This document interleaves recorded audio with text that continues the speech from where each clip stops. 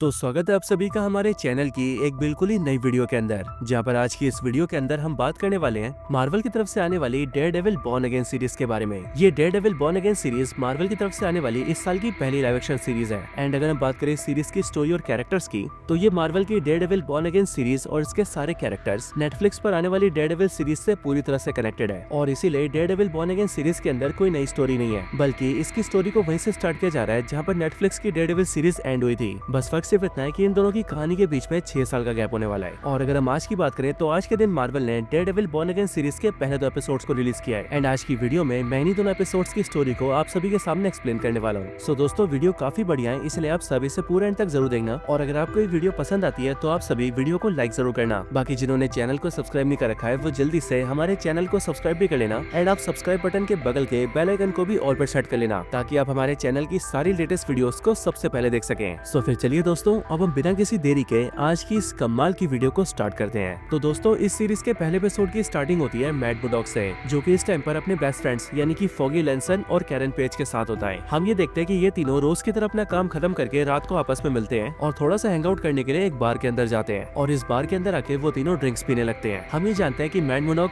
Foggy Nelson और Karen page की दोस्ती काफी पक्की है एंड ये तीनों साथ मिलकर काफी ज्यादा हैंग आउट करते हैं। अब दोस्तों, हम ये देखते हैं कि जिस बार के अंदर ये तीनों गए हुए होते हैं, उसी बार के अंदर 2 डिटेक्टिव्स भी होते हैं। एंड ये दोनों होते हैं डिटेक्टिव चेरी और डिटेक्टिव कर्स्टन। और यहाँ पर हम ये देखते हैं कि आज के दिन डिटेक्टिव चेरी रिटायर हो रहे होते हैं और इसीलिए आज के दिन इस बार के अंदर सभी लोग डिटेक्टिव चेरी के रिटायरमेंट को सेलिब्रेट करते हुए ड्रिंक पी रहे होते हैं। हालांकि अब इन सब के बीच ही हम ये देखते हैं कि मैट के दोस्त फॉगी लैंसन को किसी का फोन आता है और इसीलिए फॉगी फोन पर बात करने के लिए कोने में चला जाता है। अब ये देखकर मैट को थोड़ा सा अजीब लगता है और इसीलिए वो अपनी शार्प सेंसेस को यूज करता है और वो दूर खड़े फॉगी की बातों को सुनने लगता है, जिससे कि मैट को ये पता लगता है कि फॉगी इस टाइम पर बेनी नाम के किसी आदमी से बात कर रहा है और वो बेनी इस टाइम पर खतरे में है। और दोस्तों, इसी टाइम पर हम दूसरे सीन में ये देखते हैं कि ये जो बेनी है, जो कि इस टाइम पर फॉगी से बात कर रहा है, उसकी जान सही में खतरे में है एंड उस पर जो हमला करने आ रहा है वो और कोई नहीं बल्कि बुलजाई है। अब इन बातों को सुनने के बाद ही मैट और पेज दोनों फॉगी के पास जाते हैं एंड वो इस बारे में जल्दी से फॉगी से पूछते हैं, जिस पर फॉगी उन दोनों को ही बताता है कि असल में बेनी नाम का आदमी उसका क्लाइंट है, जिस पर कुछ पार्सल्स और कंटेनर्स को चोरी करने का इल्जाम लगाए और फॉगी इस टाइम पर इसी बेनी का केस लड़ रहा है। लेकिन असल में बेनी की जान को किसी से खतरा था और इसीलिए फॉगी ने इस बेनी को अपने घर में छुपा लिया था, ताकि फॉगी के घर में बेनी सेफ रह सके। लेकिन अभी बेनी ने उसे फोन करके बताया कि कोई उस पर हमला करने आया है और इसीलिए फॉगी मैट मुर्डॉक से कहता है कि उसे जल्दी से अपने घर जाना होगा ताकि वो बेनी को बचा सके। ये बात सुनकर मैट फॉगी को वहीं रुकने के लिए कहता है एंड वो फॉगी और पेज से कहता है कि बेनी की जान बचाने के लिए वो खुद जाएगा। जिसके बाद ही दोस्तों हम ये देखते हैं कि मैट मुर्डॉक जल्दी से अपने सूट पे सूट अप होता है और वो डेयरडेविल बनके जल्दी से फॉगी के घर की तरफ निकल जाता है। लेकिन दोस्तों, जैसे डेयरडेविल काफी आगे निकल जाता है, वैसे हम ये देखते हैं कि फॉगी को बेनी का फिर से फोन आता है और इस बार फोन पर बेनी फॉगी से कहता है कि असल में बेनी ने फॉगी से फोन पर जो भी कहा वो सब कुछ झूठ था और इस ट्रैप के जरिए बुलजाई सिर्फ और सिर्फ तुम्हारी लोकेशन जानना चाहता था कि तुम इस टाइम पर कहां पर हो, और अब वो तुम्हारी लोकेशन के बारे में जान चुका है। अब दोस्तों, बेनी कैसा बोलते हैं हम ये देखते हैं कि बुलजाई थोड़ी दूरी से स्नाइपर बनकर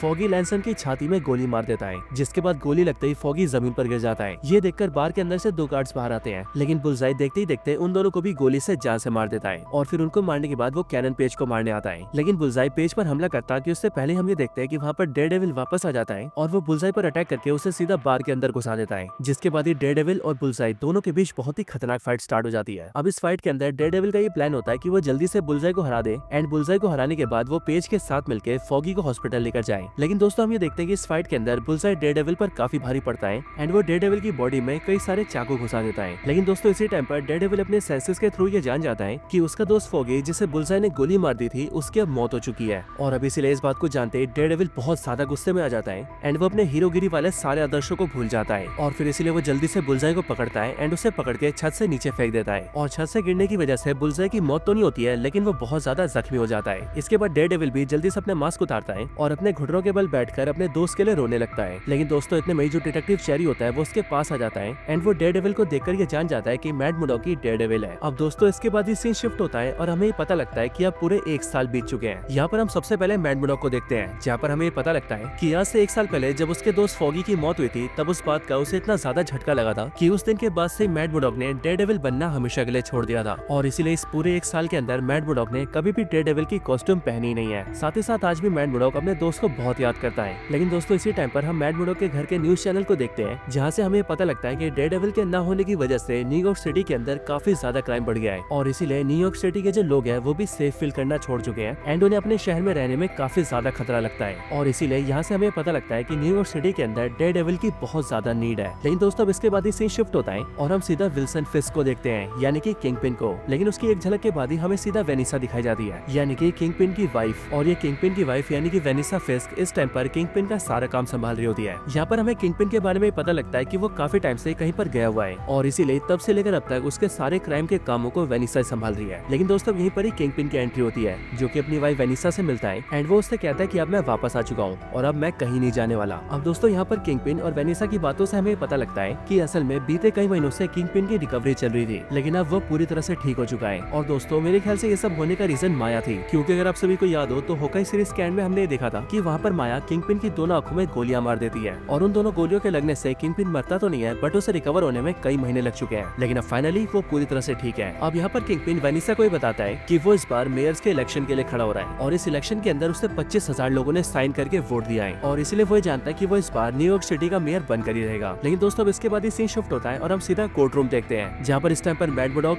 कैरन पेज और बाकी सब लोग भी आते हैं। एंड इस कोर्ट रूम के अंदर हमें पता लगता है कि ये केस बुलसाई के ऊपर चल रहा है, क्योंकि आज से 1 साल पहले जिस दिन बुलसाई ने मैड मुर्डॉक के दोस्त फॉगी को जान से मार दिया था, उसी दिन मैड मुर्डॉक ने बुलसाई को छत से नीचे फेंक कर घायल कर दिया था और इसीलिए बुलसाई को पुलिस ने अरेस्ट कर लिया एंड उसके ऊपर फॉगी को मारने का ट्रायल चलने लगा। एंड आज के दिन उसी ट्रायल का जजमेंट आने वाला है। अब यहाँ कोर्ट रूम के अंदर हम ये देखते हैं कि मैड मुर्डॉक अपने दोस्त फॉगी के लिए गवाही देता है एंड वो कोर्ट से बुलसाई के लिए सजा की मांग करता है। लेकिन साथ ही वो ये भी बोलता है कि अब चाहे बुलसाई को कोई भी सजा दे दी जाए, लेकिन उसके सजा मिलने से उसका दोस्त फॉगी वापस नहीं आने वाला है। लेकिन फिर दोस्तों इसके बाद ही हम ये देखते हैं कि कोर्ट के अंदर बुलसाई को उम्र कैद की सजा मिलती है, यानी कि अब जीवन भर वो जेल के अंदर ही रहेगा। अब इस ट्रायल के बाद ही मैड मुर्डॉक और कैरन पेज मिलते हैं और यहाँ पर हमें जानते हैं कि फॉगी के मरने के बाद से ही मैड मुर्डॉक और कैरन पेज के बीच भी ज्यादा बातचीत नहीं होती है, यहाँ तक कि ये दोनों बहुत ही लंबे टाइम के बाद एक साथ मिल रहे हैं। यहीं पर पेज मैड को बताती है कि अब वो सैन फ्रांसिस्को शिफ्ट हो चुकी है और उसे आज तक भी अपने दोस्त फॉगी के मरने का बहुत ज्यादा दुख है। अब इस बातचीत के बाद ही पेज यहाँ से जाने लगती है, बट वहाँ से जाने से पहले पेज मैट को उसके मास्क का एक टूटा हुआ हिस्सा देती है और फिर पेज वहाँ से चली जाती है। अब इसके बाद ही मैट अपने घर आता है एंड घर आकर खाना बनाने लगता है। लेकिन इसी टाइम पर वो न्यूज चैनल पर किंगपिन की आवाज सुनता है और किंगपिन को सुनकर उसे पता लगता है कि किंगपिन शहर का मेयर बनने वाला है और इसीलिए किंगपिन शहर का मेयर बनेगा। ये बात सुनकर उसे बहुत बड़ा धक्का लगता है। अब दोस्तों इस टाइम पर मैड मुर्डॉक अपनी लाइफ से काफी ज्यादा परेशान होता है और इसीलिए डिटेक्टिव क्रिस्टन, जो कि मैड मुर्डॉक की दोस्त भी होती है, वो उसे अपनी फ्रेंड डॉक्टर हैटर से मिलवाती है, जो डॉक्टर हैटर एक थेरेपिस्ट होती है। और क्रिस्टन डॉक्टर हैटर और मैड मुर्डॉक को इसीलिए मिलवाती है ताकि वो दोनों एक दूसरे से मिलकर अपनी लव लाइफ को आगे बढ़ा सके। और इसलिए दोस्तों हम ये देखते हैं कि जब मैड मुर्डॉक डॉक्टर हैटर से मिलता है तब उसे भी उससे मिलकर काफी अच्छा लगता है। लेकिन दोस्तों मैड मुर्डॉक किंगपिन के मेयर बनने के बारे में काफी सोच रहा होता है और इसीलिए वही प्लान करता है कि वो किंगपिन से मिलेगा एंड इसीलिए उससे मिलने के लिए वो सीधा किंगपिन के पास जाता है। इधर दूसरी साइड हम किंगपिन को देखते हैं, जो कि इस टाइम पर मीडिया से पूरी तरह से घिरा हुआ होता है। लेकिन उसी टाइम पर वो देखता है कि उसके सामने मैड मुर्डॉक खड़ा है और इसीलिए मैड मुर्डॉक को देखकर किंगपिन उसके पास जाता है एंड उससे बातचीत करता है। यहाँ मैड किंगपिन से कहता है कि उसे भी उससे बात करनी है और फिर इसके लिए वो दोनों कॉफी शॉप में आते हैं एंड अकेले एक दूसरे के सामने बैठकर बातचीत स्टार्ट करते हैं। यहाँ की बातचीत के अंदर हम ये देखते हैं कि किंगपिन मैड मुर्डॉक से कहता है कि अब वो मेयर बनने वाला है और इसीलिए वो मैड मुर्डॉक से कोई पंगे नहीं लेना चाहता है। लेकिन उसकी बात सुनकर मैड मुर्डॉक भी किंगपिन से कहता है कि उसका भी किंगपिन से पंगे लेने का, ये लड़ाई करने का कोई इरादा नहीं है, क्योंकि अब वो भी अपनी लाइफ में आगे बढ़ चुका है। इसके साथ ही इन दोनों की बातचीत में हम ये भी जानते हैं कि बेशक से दोनों अपनी अपनी लाइफ के अंदर बिजी है, लेकिन तब भी इन्हें एक दूसरे की लाइफ के बारे में सब कुछ पता है। जैसे कि किंगपिन ये जानता है कि 1 साल पहले मैड मुर्डॉक का दोस्त फॉगी मारा गया है और उसे मारने वाला बुलसाई है। साथ ही साथ मैड भी किंगपिन के बारे में जानता है कि माया नाम की जिस लड़की को उसने पाला पोसा था, उसी ने उसकी दोनों आंखों में गोली मार दी थी। अब यहाँ पर मैड मुर्डॉक किंगपिन से अपना मेन सवाल करता है एंड वो उससे कहता है कि आखिरकार वो मेयर क्यों बनना चाहता है, जिस पर किंगपिन उससे कहता है कि अब वो बदल चुका है एंड इसीलिए वो पूरे शहर की भलाई चाहता है। लेकिन ये सुनकर मैड उससे कहता है कि उसे किंगपिन पर भरोसा नहीं है, लेकिन तब भी वो किंगपिन को मौका दे रहा है। बट किंगपिन ये बात याद रखे कि अगर उसने मेयर बनने के बाद भी कोई गड़बड़ी की तो वो उसे कभी नहीं छोड़ेगा। लेकिन इसके साथ ही किंगपिन भी मैड मुर्डॉक से कहता है कि अगर एक बार मैं मेयर बन गया तो मैं शहर की भलाई का काम करूंगा और याद रखना, मेयर बनने के बाद जितने भी लोग ऐसे कॉस्ट्यूम पहनकर हीरोगिरी करते हैं, मैं इन सब पर भी सख्त एक्शन लूंगा और अपने शहर के पूरे कानून को स्ट्रॉन्ग करूंगा। और फिर दोस्तों इसके अगले सीन के अंदर हमें देखते हैं कि किंगपिन शहर का मेयर बन चुका है और इसलिए जीतने के बाद किंगपिन शहर में अपने मेयर की स्पीच देता है, जो सुनकर सारे लोग काफी खुश होते हैं। बाकी इसके साथ ही हम मैड मुर्डॉक को भी देखते हैं, जो कि अब डॉक्टर हैटर के साथ काफी खुश रहने लगा है एंड उनकी लव लाइफ भी काफी आगे बढ़ चुकी है। लेकिन अब इसके साथ ही एपिसोड 1 खत्म होता है और इसके बाद शुरुआत होती है एपिसोड नंबर 2 की। अब एपिसोड नंबर 2 की स्टार्टिंग किंगपिन से ही होती है और हम ये देखते हैं कि किंगपिन मेयर की कुर्सी पर बैठकर पूरे शहर के सामने अपनी स्पीच देता है और वो पूरे शहर को बताता है कि अब से हमें किसी भी विजिलेंटी या फिर सुपर हीरो की जरूरत नहीं है। और ये सब बोलते हुए यहाँ पर वो अपनी बातों से स्पाइडरमैन, पनिशर और डेयरडेविल को भी मेंशन करता है और वो शहर के लोगों से कहता है कि अब से उन्हें ऐसे किसी भी कैरेक्टर की जरूरत नहीं है, क्योंकि ये सब के सब नमूने हैं, बल्कि अब से पूरे शहर के कानून को काफी स्ट्रॉन्ग किया जाएगा और इसीलिए सभी लोग शहर के अंदर बहुत ही सेफ्टी और सिक्योरिटी से रह पाएंगे। लेकिन दोस्तों अब इसके बाद सीन शिफ्ट होता है और हम सीधा हेक्टर आइला को देखते हैं, यानी कि वही कैरेक्टर जो कि आगे चलकर व्हाइट टाइगर बनेगा। हम ये देखते हैं कि हेक्टर आयला ट्रेन पकड़ने के लिए सबवे के अंदर आता है, बट यहाँ पर आकर वो ये देखता है कि दो आदमी मिलकर एक आदमी को पीट रहे होते हैं। उन्हें देखकर उसे ऐसा लगता है कि शायद से वो दोनों गुंडे हैं जो कि किसी शरीफ आदमी से उसके पैसे लूट रहे हैं, और इसलिए वो जाकर उसकी मदद करता है। और वो जो दो लोग एक आदमी को मार रहे थे, हेक्टर आयला उन्हें पकड़ के उनसे लड़ने लगता है। लेकिन उनकी फाइट में हम ये देखते हैं कि हेक्टर आयला की वजह से उन दोनों में से एक आदमी ट्रेन के आगे आके मर जाता है। बट आगे चलकर उसे पता लगता है कि असल में वो दोनों कोई गुंडे नहीं बल्कि पुलिस वाले थे, और हेक्टर आयला जिस एक आदमी को शरीफ समझ रहा था वही असल में कोई क्रिमिनल था। एंड यहाँ पर ये दोनों पुलिस वाले उस क्रिमिनल को पीट के पुलिस स्टेशन ले जा रहे थे, लेकिन हेक्टर आयला के बीच में आने की वजह से उनमें से एक पुलिस वाले की मौत हो गई, और अब इसी वजह से हेक्टर आयला को जेल हो जाती है। अब इसके बाद ही जो मैड बुलडॉग होता है वो हेक्टर आयला का केस लेता है, एंड इसीलिए वो हेक्टर आयला से मिलने के लिए जेल में जाता है। एंड जब वो हेक्टर आयला से बातचीत करके पूरे केस को स्टडी करता है, तब उसे पता लगता है कि हेक्टर आयला ने जानबूझकर नहीं बल्कि गलती से पुलिस वाले की जान ले ली है, क्योंकि उसकी गलती सिर्फ इतनी थी कि उसने पुलिस वालों को गुंडा समझ लिया और उनके बीच आकर उसे झड़प कर ली, जिसके बाद ना चाहते हुए भी एक पुलिस वाला गलती से ट्रेन के आगे आकर मर गया। बाकी दोस्तों इसी टाइम पर हम किंगपिन को देखते हैं, यानी कि शहर के नए मेयर को, जो कि इस टाइम पर कार में बैठ के कहीं पर जा रहा होता है। लेकिन जिस रास्ते से किंगपिन जा रहा होता है वही देखता है कि उस रोड पर बहुत ही ज्यादा ट्रैफिक है, और इसलिए जब कार से उतर के वो आगे इंक्वायरी करता है तब उसे पता लगता है कि जिस रोड से वो जा रहा है उसी रोड पर आगे चलकर एक बहुत ही बड़ा गड्ढा हो चुका है, और इसीलिए कंस्ट्रक्शन वर्कर्स की टीम ने उस गड्ढे को घेर लिया है एंड वो उस गड्ढे को भरने की तैयारी कर रहे हैं। लेकिन किंगपिन उनके पास जाकर उनसे पूछता है कि आखिरकार वो लोग काम क्यों नहीं कर रहे हैं, जिस पर वो सारे वर्कर्स किंगपिन को बताते हैं कि असल में वो लोग अप्रूवल का वेट कर रहे हैं, क्योंकि अभी तक इस गड्ढे को भरने का उन्हें सरकारी ऑफिसर से अप्रूवल नहीं आया है। लेकिन उनकी इस बात को सुनकर किंगपिन उनसे कहता है कि अब वो उन्हें अप्रूवल दे रहा है, क्योंकि वो इस पूरे शहर का मेयर है, और इसीलिए वो चाहता है कि जल्दी से इस गड्ढे को भरा जाए ताकि इस रोड को जल्दी से ठीक किया जा सके। और फिर हम ये देखते हैं कि किंगपिन के ऑर्डर्स मिलते ही जल्दी से गड्ढे को भरना स्टार्ट कर दिया जाता है। और अब क्योंकि यहाँ पर काफी सारे लोग जमा होते हैं, इसीलिए वो सब लोग किंगपिन के इस ऑर्डर को देखकर काफी ज्यादा खुश होते हैं, एंड वो सबके सब यहाँ पर किंगपिन की वीडियोस बनाकर शेयर करने लगते हैं। अब इसके बाद हम मैड बुलडॉग को देखते हैं जो कि अपने ऑफिस आता है, लेकिन यहाँ पर आकर डिटेक्टिव कर्स्टन और डिटेक्टिव चेरी उससे बातचीत करते हैं, एंड वो मैड से कहते हैं कि हम जान चुके हैं कि तुमने हेक्टर आयला का केस लिया है, लेकिन तुम्हें ये जान लेना चाहिए कि उस पर पुलिस वाले की जान लेने का आरोप लगा है, और इसीलिए तुम्हें उसका केस नहीं लेना चाहिए था। बट ये बात सुनकर मैट उनसे कहता है कि वो जानता है कि हेक्टर आयला बेकसूर है,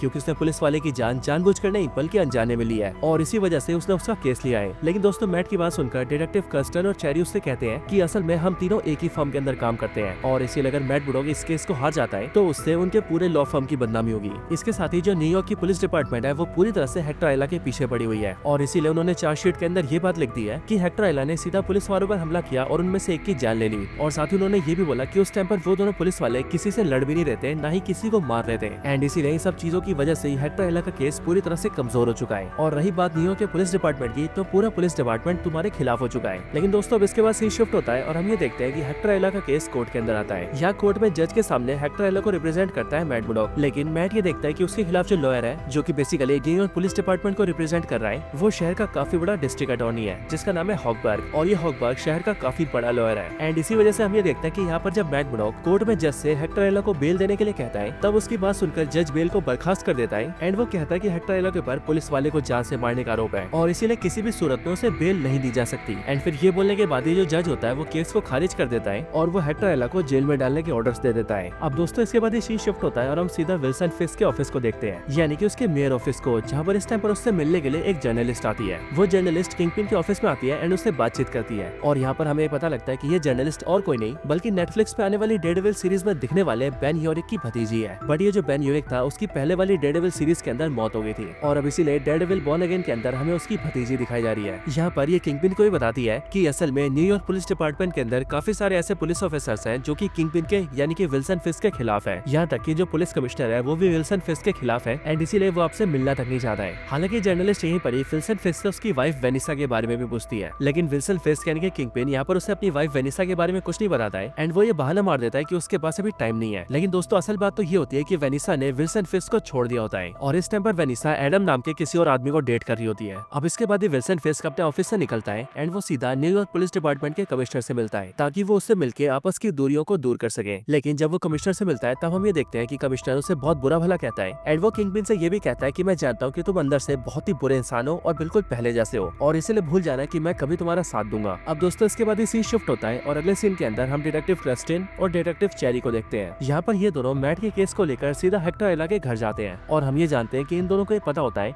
कि हेक्टर आयला ही व्हाइट टाइगर है, और इसीलिए हेक्टर आयला के घर आकर वो उसकी वाइफ से मिलते हैं, एंड उसकी वाइफ से हेक्टर आयला के व्हाइट टाइगर सूट को उठा लेते हैं, एंड उसकी वाइफ से ये कहते हैं कि शायद से उसका ये सूट उनके केस में काम आ सकता है। अब इसके बाद इसके अगले सीन में हम ये देखते हैं कि न्यूयॉर्क का कमिश्नर किंगपिन से मिलने सीधा मेयर के ऑफिस आता है, और यहाँ पर आकर कमिश्नर किंगपिन को अपना रेजिग्नेशन लेटर देता है एंड वो किंगपिन से कहता है कि वो रिटायर होकर यहाँ से जा रहा है क्योंकि वो किंगपिन जैसे आदमी के नीचे काम नहीं कर सकता है। लेकिन कमिश्नर की बात सुनकर किंगपिन उसे उसकी बीवी और बेटे की फोटो दिखाता है। जो फोटो देखकर कमिश्नर ये समझ जाता है कि किंगपिन उसकी फैमिली पर नजर रखवा रहा है और इसीलिए वो कभी भी उन पर हमला भी करवा सकता है। बाकी फोटो दिखाने के साथ ही किंगपिन कमिश्नर से ये भी बोलता है कि अगर वो यहाँ से गया तो वो उसके पुलिस डिपार्टमेंट के ऑफिसर्स की ना तो कभी सैलरी बढ़ाएगा, ना उन्हें उनकी ट्रेनिंग के लिए एक पैसा भी देगा, और तो और जब पुलिस वाले ओवर टाइम करेंगे तो वो उनके लिए भी उन्हें कुछ पैसे नहीं देगा और सभी पुलिस वालों से रगड़ के काम करवाएगा। और इसीलिए दोस्तों हम ये देखते हैं कि किंगपिन की इन सारी बातों को सुनकर कमिश्नर थोड़ा डर जाता है और वो किंगपिन से कहता है कि अब वो कहीं नहीं जाएगा एंड वो पुलिस डिपार्टमेंट में ही रहेगा। अब दोस्तों इसके बाद हम ये देखते हैं कि जो किंगपिन यानी कि विल्सन फिस्क है एंड उसकी वाइफ वेनिसा, वो दोनों ही मैड बुडॉक की गर्लफ्रेंड डॉक्टर हैटर से मिलने आते हैं। और अब क्योंकि वो डॉक्टर थेरेपिस्ट होती है इसीलिए किंगपिन एंड उसकी वाइफ वेनिसा दोनों उसके क्लाइंट बन जाते हैं। बाकी इसी टाइम पर मैड बुडॉक जो कि हेक्टर एला के केस पर काम कर रहा होता है उसे एक चश्मदीद गवाह के बारे में पता लगता है, यानी कि एक ऐसा आदमी जिसने हेक्टर एला और पुलिस वालों की झड़प को देखा था। लेकिन उसके बारे में जानते ही मैड बुडॉक जल्दी से उसके घर जाता है एंड वो उस गवाह को वहाँ से भगा देता है। और भगाने से पहले वो उससे कहता है कि पुलिस डिपार्टमेंट उसके पीछे पड़ी है और इसीलिए अगर पुलिस वालों ने उसे देख लिया तो वो उसे जान से मार देंगे, क्योंकि न्यूयॉर्क की पूरी पुलिस डिपार्टमेंट हेक्टर एला के पीछे पड़ी है एंड वो कुछ भी करके हेक्टर को सजा दिलवाना चाहते हैं। और क्योंकि वो इकलौता इंसान है जो कि हेक्टर को बचा सकता है इसीलिए मैड बुडॉक उसे वहाँ से भगा देता है। लेकिन मैड के उसे वहाँ से भगाने के बाद ही हम ये देखते हैं कि वहाँ पर दो पुलिस वाले आते हैं जो कि एक्चुअल में वहाँ पर उस गवाह को ढूंढकर उसे मारने आए होते हैं। लेकिन उन्हें पता लगता है कि मैड बुडॉक ने उसे वहाँ से भगा दिया है और इसीलिए वो पुलिस वाले मैड बुडॉक को बुरी तरह से पीटने लगते हैं एंड उससे उस गवाह के बारे में पूछने लगते हैं। लेकिन मैड बुडॉक उनसे कुछ भी नहीं कहता है और फिर इसीलिए वो पुलिस वाले मैड बुडॉक को पीटते पीटते बंदूक निकाल लेते हैं और हमें ऐसा लगता है कि अब वो मैड बुडॉक को जान से मार देंगे। लेकिन फिर दोस्तों इसके बाद ही मैड बुडॉक अपने असली रूप में आता है और वो देखते देखते दोनों पुलिस ऑफिसर्स को ढंग से पीट के लेटा देता है। और अब मैड बुडॉक को देखकर ऐसा लगता है कि अब उसके अंदर का डेयरडेविल वापस जाग चुका है। लेकिन दोस्तों फिर इसके साथ ही ये पूरा एपिसोड यहीं पर एंड हो जाता है। तो दोस्तों ये थी video Daredevil born again series के एपिसोड 1 और एपिसोड 2 के ऊपर। आपको ये वीडियो और दोनों एपिसोड्स की स्टोरी कैसी लगी ये आप मुझे कमेंट्स में जरूर बताना एंड अगर आप सभी का कोई और रिकमेंडेशन हो तो आप वो भी मुझे कमेंट्स में बता सकते हैं। बाकी आपको वीडियो पसंद आई हो तो वीडियो को लाइक करना, कमेंट्स के अंदर डेयरडेविल जरूर लिखना और अगर आपको ऐसी और भी वीडियोस देखनी हो तो उसके लिए आप सभी मेरे चैनल को जरूर चेकआउट करना। मुझे उम्मीद है कि आपको मेरे चैनल की सारी वीडियोस बहुत पसंद आएंगी। तो बस आज की इस वीडियो में इतना ही। इस वीडियो को यहीं पर एंड करते हैं। मैं मिलता हूँ आपसे ऐसी किसी और बेहतरीन वीडियो में, तब तक के लिए गुड बाय।